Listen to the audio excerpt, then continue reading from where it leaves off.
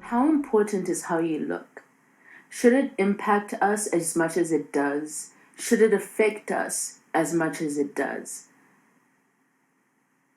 Every single day, we are projected this aesthetic idea of what a beautiful woman looks like, or a handsome man looks like, or whatever you identify as.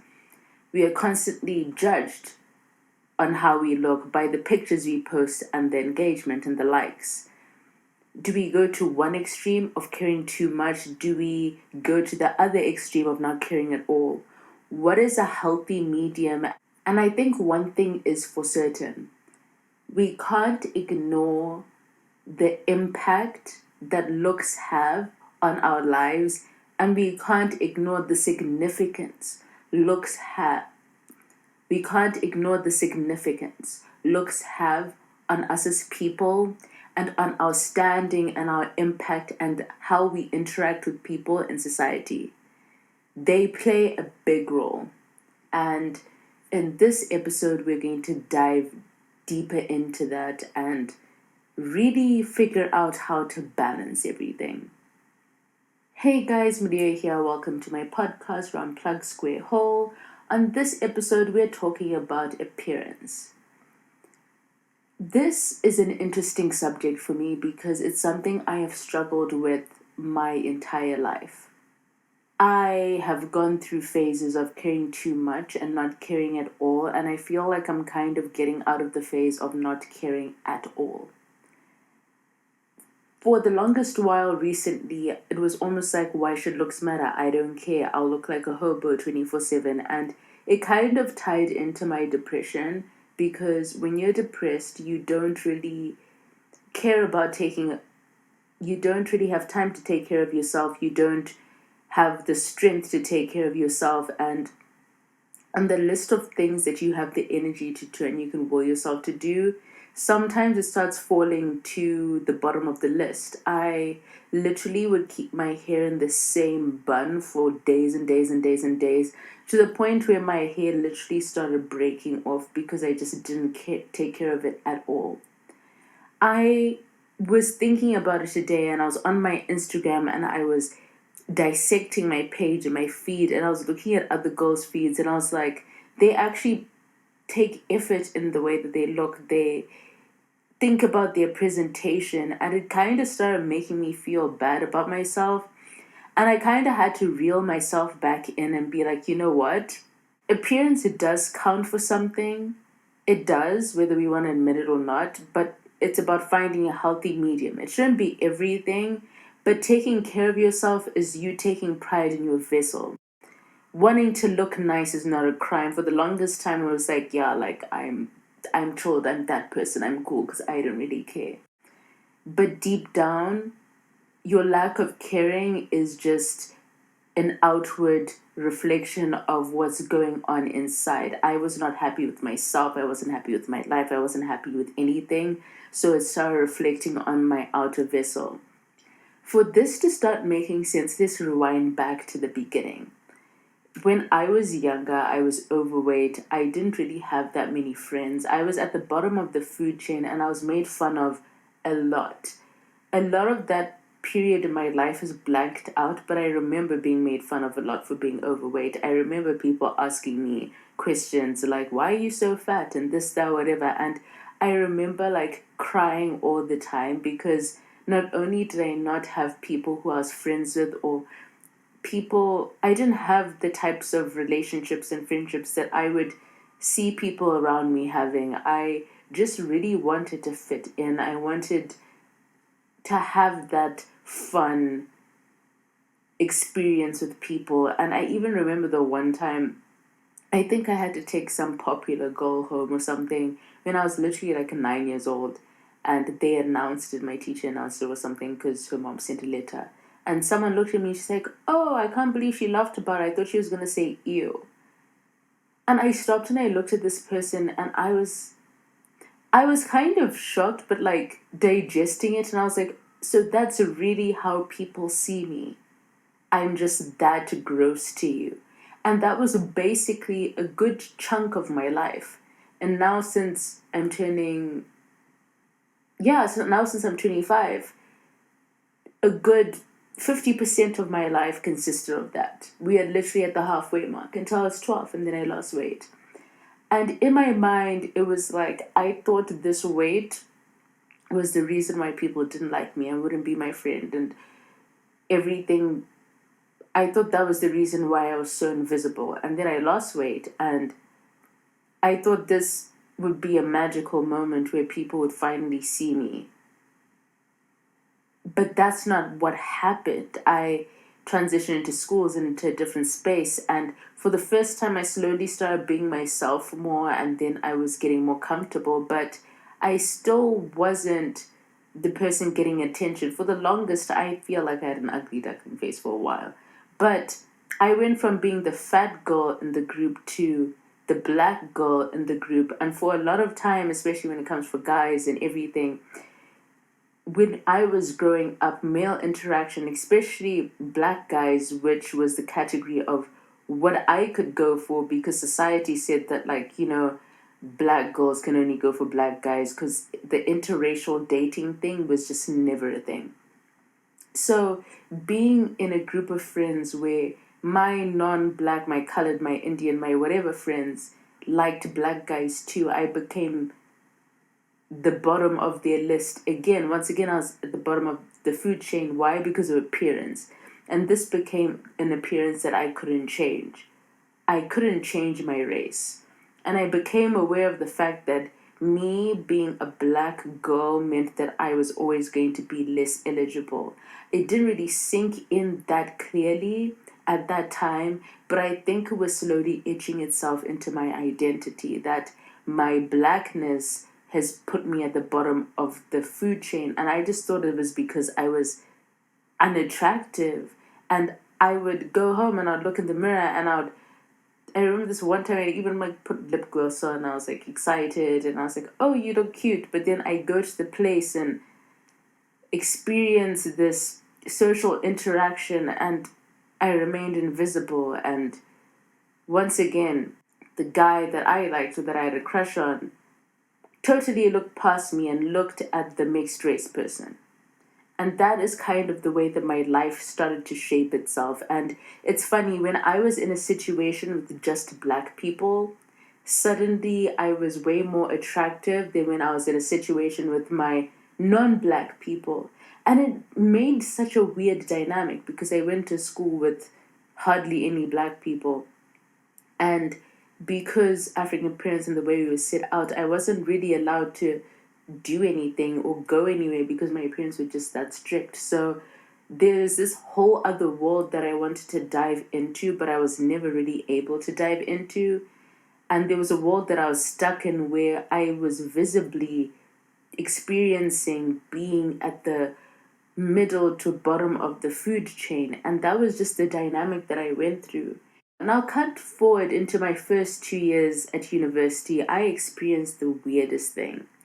At UCT, it's just a thing. There's like a black community, and there's white community, and then there's white people. Black people like being with white people. And when I first got there, the people who were meanest to me were the black girls, especially the ones that I came from my own country.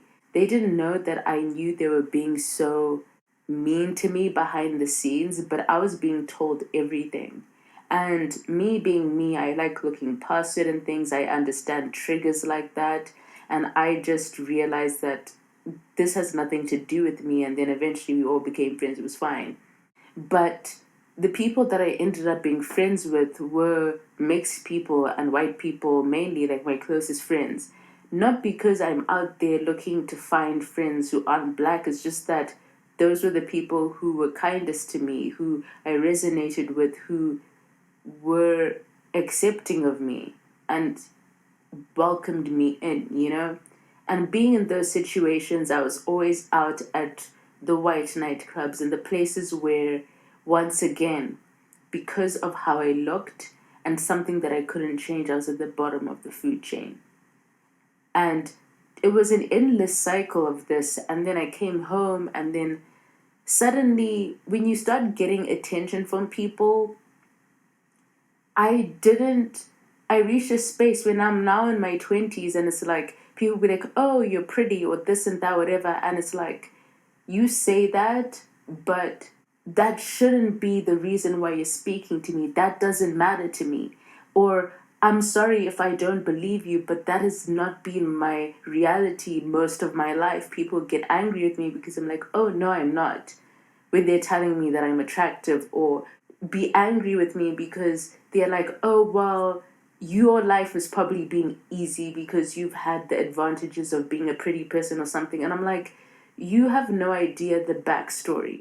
And then when I started getting this weird attention, I started caring too much about how I looked. And this was literally around the time learned how to do my makeup at around 2021. It was in 2017.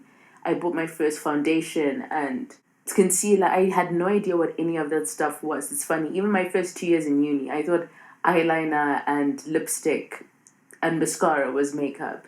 And then in 2016, I started watching YouTube for the first time. I found makeup tutorials.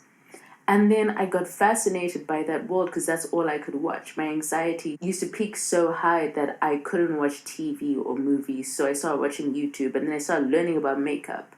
However, being in Zim, I didn't really have that much access to makeup. So I used to wear BB cream and used to call that makeup. But flash to 2017, when I went to the UK, I bought makeup for the first time. I was so excited. I had foundation, I had concealers, I had everything. And I was finally doing a full face of makeup that I had been watching for a year and a half. And I started caring a lot about how I looked. And it was fun to experiment and explore and be creative in that sense. But I also remember building off of that from about towards the end of 2017. I remember my best friend at the time, he was so mean to me. He would always be like, you're wearing too much makeup, you're doing this, you're doing that, like making me feel so bad about myself. But I'm like, I really enjoy this. I'm exploring this. And thank God I had that phase at that time, because I made all the possible mistakes you could make. I started realizing that being someone who was once bullied, I started getting such negative attention from other women back in the time where I would do my makeup and want to look nice all the time, and they'd be kind of mean or backhanded compliments or be too nice to me, where there was a layer of something, to the point where I would kind of leave, and on my way back I'd hear them saying things, or it started becoming so toxic, those female social interactions. I reached another phase where I was like, okay, I just want to blend into the background.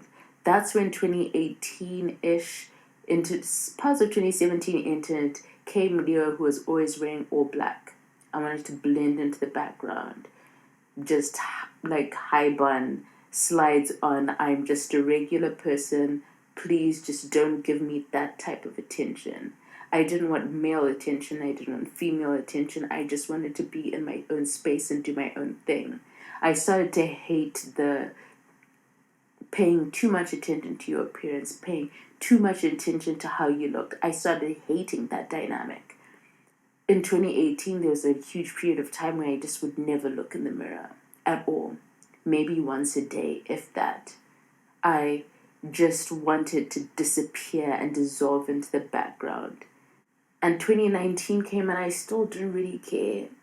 I really didn't care. I was focused on myself and my soul work, and like coming out of that, slowly I started putting more effort in. I started wanting to look nicer. I started wanting to do my hair, and my hair is a thing that like has gone through the ring with me. I from about throughout 2018, and maybe throughout 2018, mainly towards the end of 2017, I just stopped caring about my hair or putting effort wanting to look nice, because I was like, what's the point, I was just in a place where I was just like, nothing matters.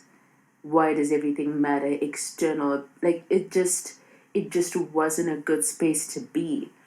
And flash to me now, sitting here on the 17th of April 2020, thinking there has to be a healthy medium. When I was at the extreme of not caring, that was toxic to myself mainly.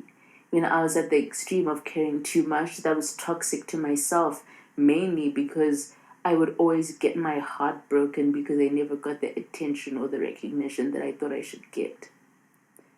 My appearance has always been something that I was battling with, whether I was the fat kid, whether I was the black girl, whether I was whatever it was.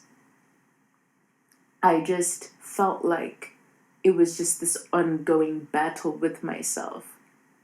There are so many things that play into this story and this dynamic, and I think taking pride in your appearance is a good way of showing that you appreciate your vessel. You look the way that you look for a reason. God made you their way for a reason. Like, I was thinking about Queen Esther today, and part of her story was the fact that she was given all these beauty treatments, and it's her beauty that got her in the good graces of the king.